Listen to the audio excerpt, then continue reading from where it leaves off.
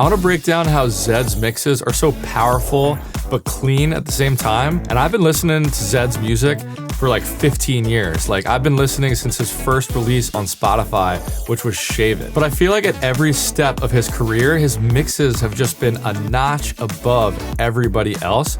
So let's break down 3 things that Zedd does so well with his mixes that you can apply to your own tracks. So the first idea sounds a little counterintuitive, but the best mixes really aren't made during the mixing stage.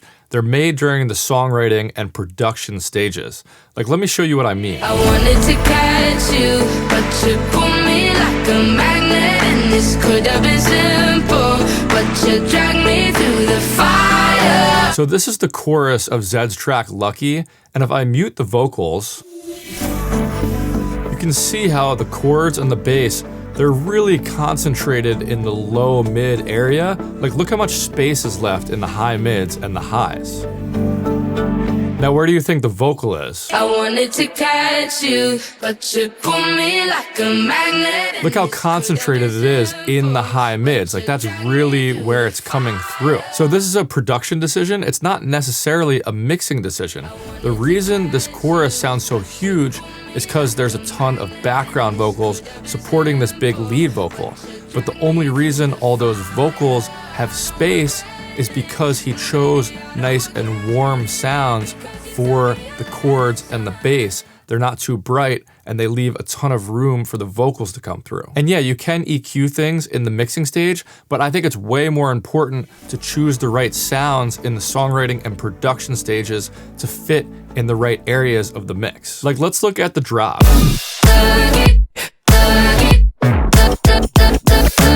When you're making any song, you gotta think about what's the one thing, like whether it's a melody or something else, what's the one thing that people are gonna take away from this song and remember?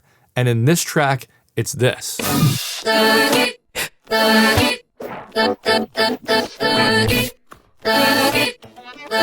It's that melody that the vocals and synths are playing together. Now, if we look at the bass and the drums here, look how much room he's leaving in the mid-range. Like the hi-hats, they're only focused in the very high end. And same with the snare, it's all up here. And then the bass and kick have a nice warm tone to them, and they're leaving room in the mid-range too. So that means all this room carved out in the mid-range is just gonna make that memorable element cut through so much better. So the mid-range is really the most valuable real estate. Like, that's where the most memorable part of your track should live. Now let's talk about the second idea, which is rhythm is really a mixing tool. Like, let's look at that vocal part from the drop. So now if we look at the rhythm of the synths,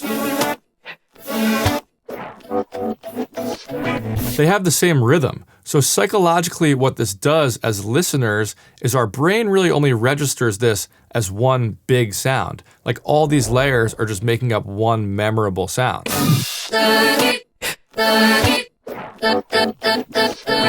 I mean, most people have no idea how music is made. They just remember that main melody and the feeling that it gives them. And you'll notice in so many Zedd tracks, he blends the rhythm of the drums with the synths.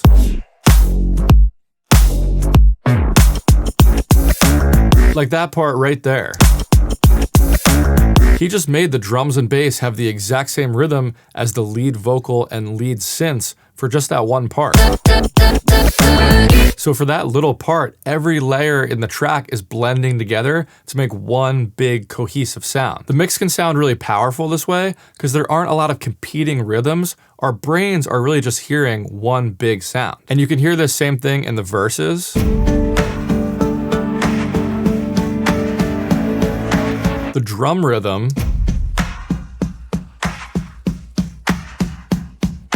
it's the same as the synth rhythm.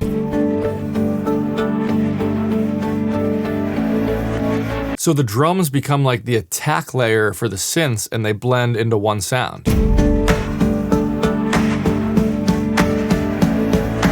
And then even with the vocals, I wanted to catch you, but you pull me like a magnet and this. it has its own rhythm most of the time, but for certain lines, it syncs up with the rhythm of the bass and the chords, making everything sound really powerful. I wanted to catch you, but you pull me like a magnet and this could have been simple, but you dragged me through the fire. So that's what I mean when I say rhythm can be used as a mixing tool. But now we got to talk about the last thing, which is Zedd's total control over reverb. Like, let's listen to the end of the buildup going into the drop. Me a lesson. Now I'm feeling so damn lucky.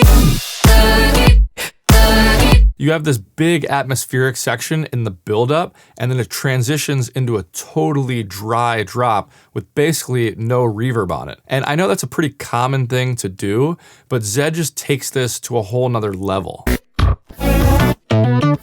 If he wants certain sounds to cut through, like those little bass and synth fills, he'll make sure there's no reverb tails in the way of those at all. But then right after that, what do you notice? Right here, he starts letting this big reverb tail through. Like, you don't want everything to be super dry. Reverb is really a tool to take the listener on a journey.